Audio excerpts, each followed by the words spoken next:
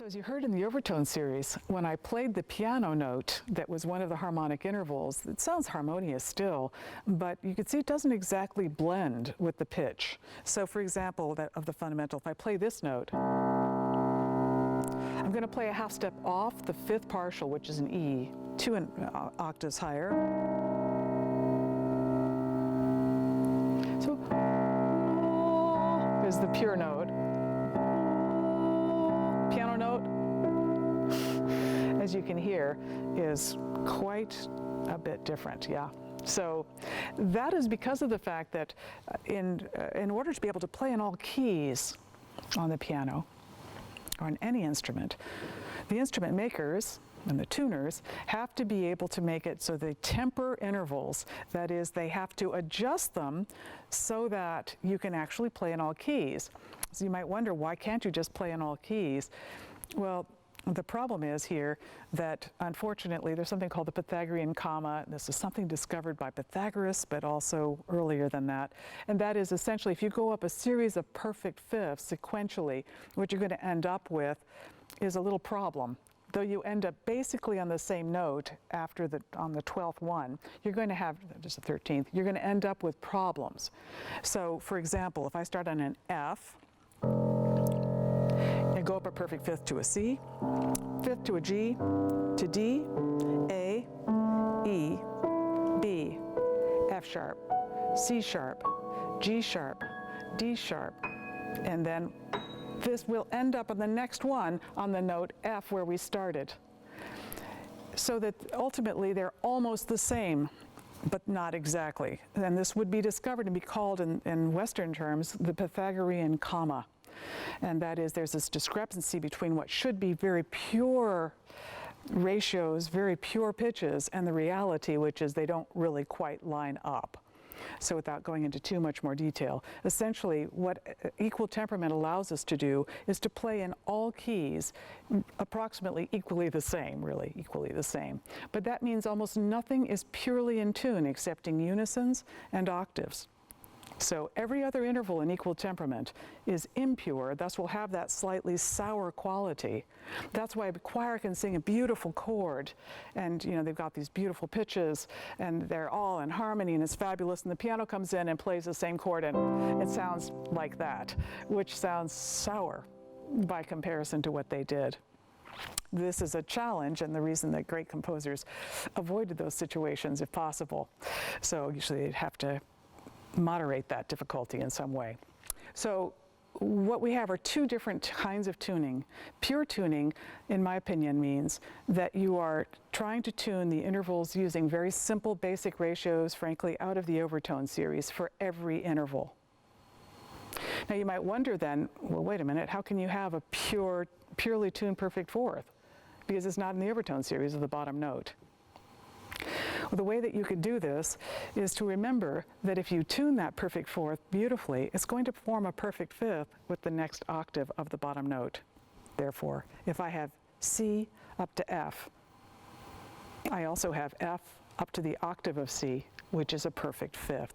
Thus, it's this act of being able to really hear, in a way, the octave and know where the pitches are fitting in between. This is going to be important in every regard. But that will be crucial, is that in tuning them, any non-harmonic di-chord, the one that is the minor second, the minor third, the perfect fourth, even the augmented fourth, the minor sixth, and major seventh, you really have to be listening for the octave to be able to hear how it's balancing in between the two. It's very hard, actually. So the harmonic di-chords are going to be really easy to tune because you're just tuning them actually into the overtone series and listening for the partial. So there are two different kinds of beauty. There's the beauty of harmony, which means that the ratios are pure, and that's where we're hearing the overtone series, and that's what's going to create this angelic effect. That's beautiful and perfectly suited for music that's diatonic, that is not highly chromatic, and that will be very easy to be able to always establish your tonic pitch and then tune all of the pitches accordingly, purely. That's my own feeling. So in Chester, for example, it's a marvelous example because of at the beginning in the chorale, the hymn, you can tune it quite purely because it's diatonic. And it's beautiful when it's diatonic. It has a spiritual aspect, a sense of simplicity and honesty and integrity. But boy, things ramp up in that piece. And we get very, very complicated. And then you don't go very long without having all 12 pitches sounding in a short period of time. Thus, I believe, requiring equal tempered intervals. So essentially what we want to be aware of is the fact that when you have a major third in terms of the overtone series, we tend to always think that we should be adjusting its pitch. We should really just be listening for the pure interval, okay? So oddly enough though, if it's pure, it's going to be sharper in equal temperament. So in order to play an equal temperament, you have to raise the pitch slightly in order to be in tune. We could hear that when I played here. I'm going to play the note C as the fundamental and the note E flat. And now I'm going to remove the E flat. This reveals the fifth partial.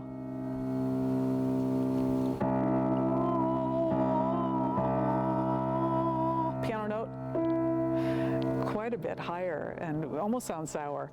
All right, but having that E there means I can really play chords without them sounding bad when I change keys, because this is a very big thing. As an aside, we'll maybe see if we can't get a picture of a book by Owen Jorgensen that's called Tuning, and it's yay thick. So it's not as if it's a simple matter. But I believe that we should establish two different skills, the ability to tune pure and an equal temperament. That's the alpha and the omega in tuning. And that you need to, I think, start with pure tuning and then temper from pure. So the perfect fifth, if I play this note, I'll play the quint by playing a half step off of it. Hear it? Piano note? It's slightly flat.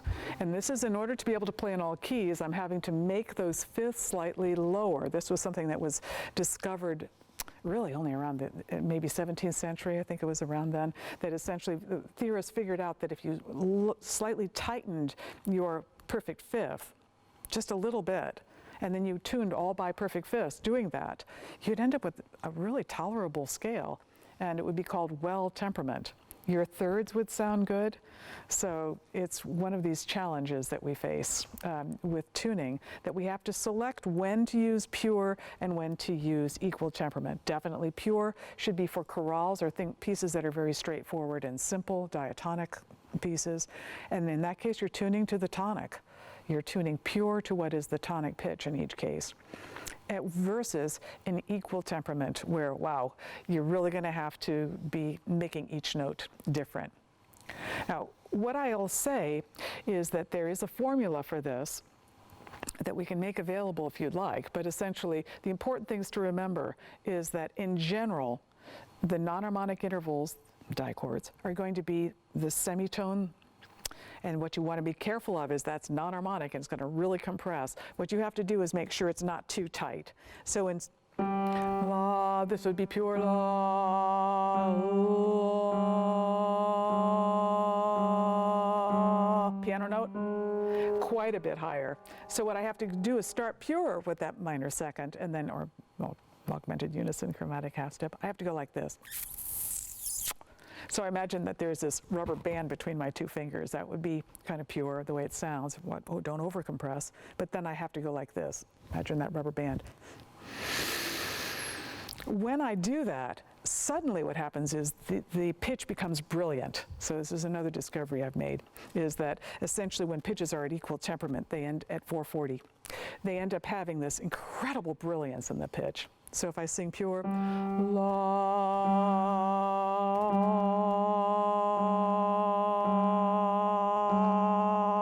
versus la, where it's much higher. Okay, so I have to mentally do that, but what the payoff is that the pitches turn brilliant. So by asking people when they're tuning to be able to just slightly adjust these various di-chords, as I call them, intervals, then what you can do is absolutely feel where that sweet spot is for that pitch. So I think that what happens is that there are these sweet spots for the various pitches. And when A is 440, you can just tell where that A flat is. I think many instrumentalists can just feel it. They can just know that's the right B flat, and I can feel it's off. But it's like having a sweet spot on a tennis racket. It's like boing, it has an intensity that's very clear. So if I la, la, versus la, la, la, la, and it matches the piano. So by asking the listeners to just almost feel the pitches, by going up a chromatic half step and seeing if everyone can feel where those hot spots are as you go up the chromatic line, you can tune in to equal temperament, which is very important, I believe, in playing modern music.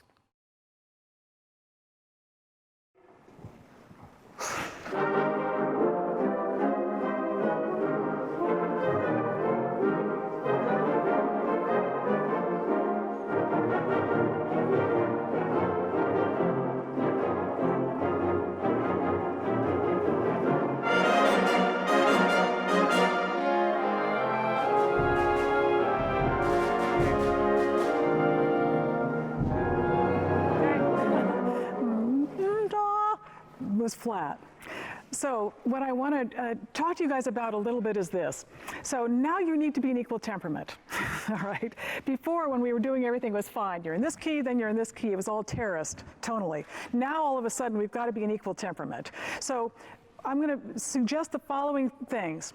Anytime you have the following di-chords, they'll tend to be too large. A di-chord 2, that's a major second.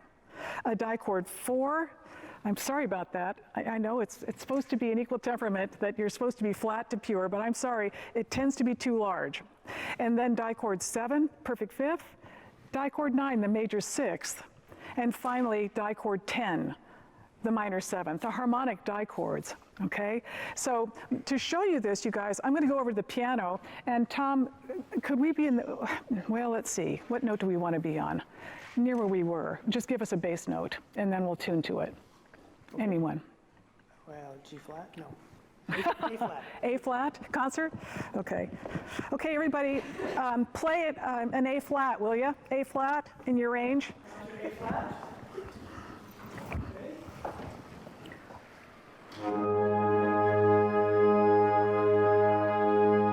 Okay. Good. Now play a minor third higher, everybody. Okay. B or a C flat.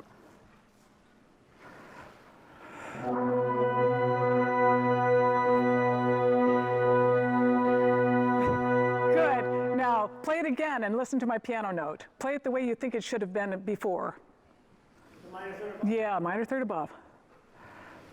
Stop.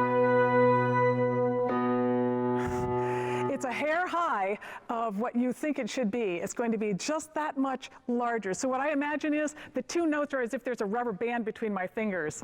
You're going to want to really contract it, and then what I do is this. I'm sorry for you guys, I'm standing behind you. It's going to be like I do this. Yeah. Now what happens is you're going to lose harmonic purity, but you're going to get pitch purity. So this time, I swear, if you play an equal temperament, the pitches will be really intense and have a very loud pitch presence, but they will not sound in tune to you. But there will be a pitch purity. Would you guys play that C flat or B natural, SI or Do flat again, just that pitch, the way you did it before?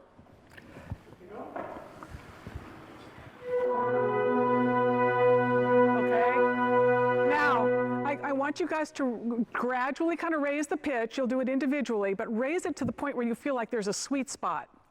If you've played tennis, you'll feel like it's, you know, boing, okay? Raise it. Higher.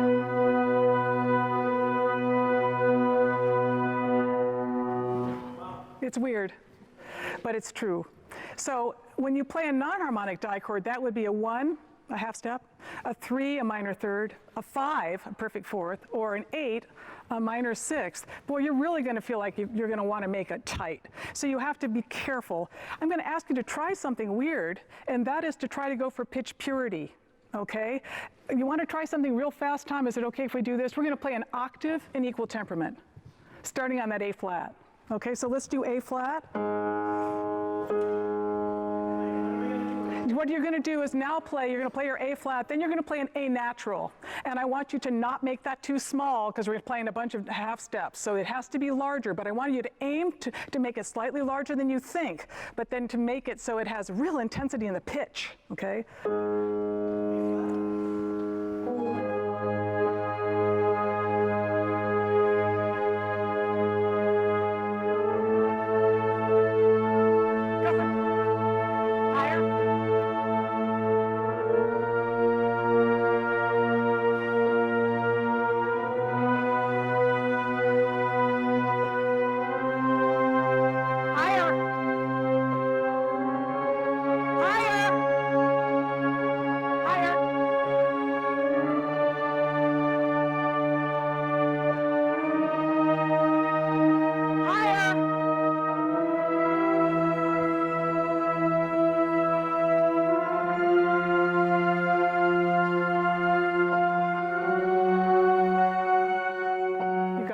You've got it. It's weird, but that's what you have to aim for in this piece. You have to go for pitch purity, and all different keys. You have like all 12 pitches in a matter of just a couple pages. So we really have to have that equal temperament, and that's what makes it challenging. But again, what you want to do is just say, I want to get that center. Let's see what happens. But always you're tuning to the most fundamental instrument, okay? That's something that goes without saying. Can you start 123 or 123?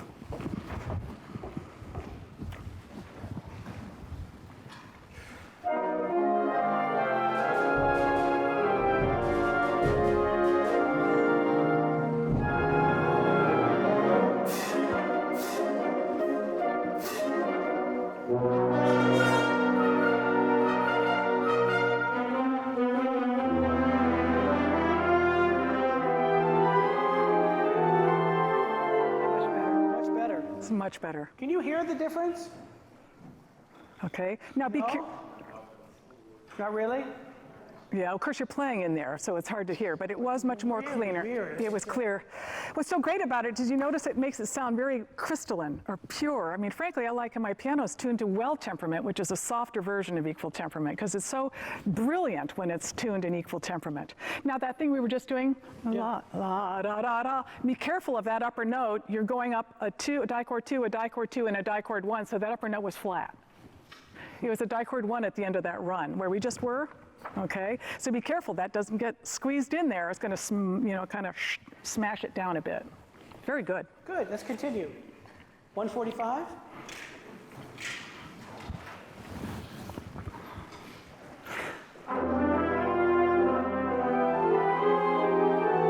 Too flat. Yeah. Too flat. That note is too low. Okay. Again, all this parallel motion, these minor triads moving in parallel motion, you've got to. So dichord 2 was a little bit too large, dichord 1 was too small. So just ask your brain to go for the pitch as if it's on the piano. If you imagine the piano, I bet you anything you'll play it just right. You see it on the piano. 145 again. 1.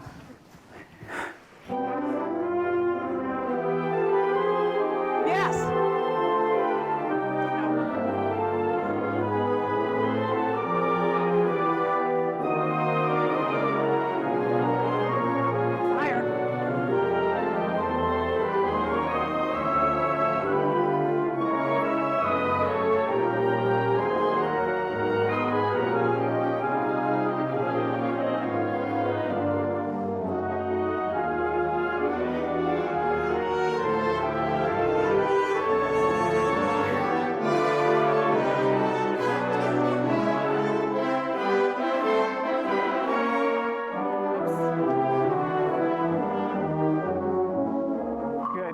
Just were again. Can we take it from just right there where you were, Tom? Just right here, there? like Yeah. 161? Be careful about your intervals here, everybody, because they got smashed again. Okay? 161. Half notes are falling behind. Don't play with the sound you're hearing. You got to play on top of the beat.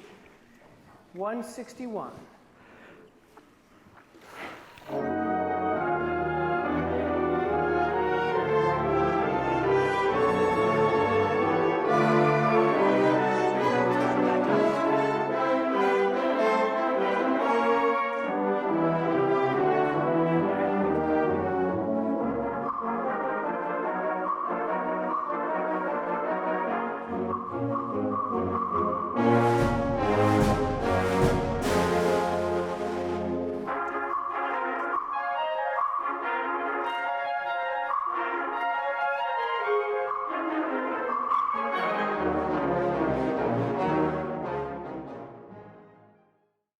do something really quickly?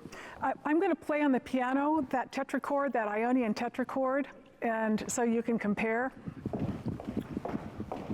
Because you're going to probably think it sounds terrible.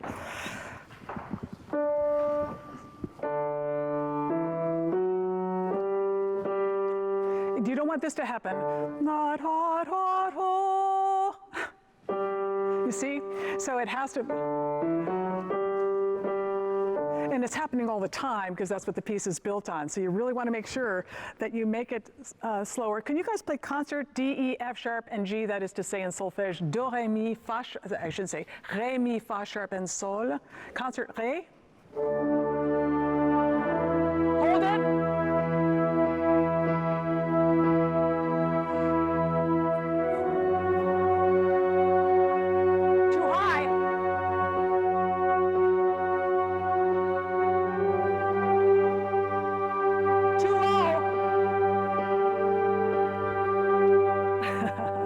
So a great thing to do is to sing with the piano, and that'll really help you get used to those adjustments. When people come to me and speak about the fact that they would like to know more about tuning, and sometimes think it's a very simple matter, I like to show them the Owen Jorgensen book on tuning, which is yay thick. Each one of the pairs of pages is another tuning system by and large. And so this whole question is very complicated. But what's very important is if you can tune pure and you can tune an equal, you'll be able to finesse between the two as needed. And this is a crucial aspect of artistic musical playing. It isn't that you should always use equal temperament or always use pure temperament, not at all. When you listen to great performers perform and you ask them what they're doing when they're performing it as an ensemble, they often will be unable to tell you what exactly they're doing because of the fact that they're responding naturally to the environment. And sometimes it's fantastic to have those equal tempered intervals. And then at other times, it's not. And a really good example of that, I was coaching a violinist, for example, who was playing a modern piece.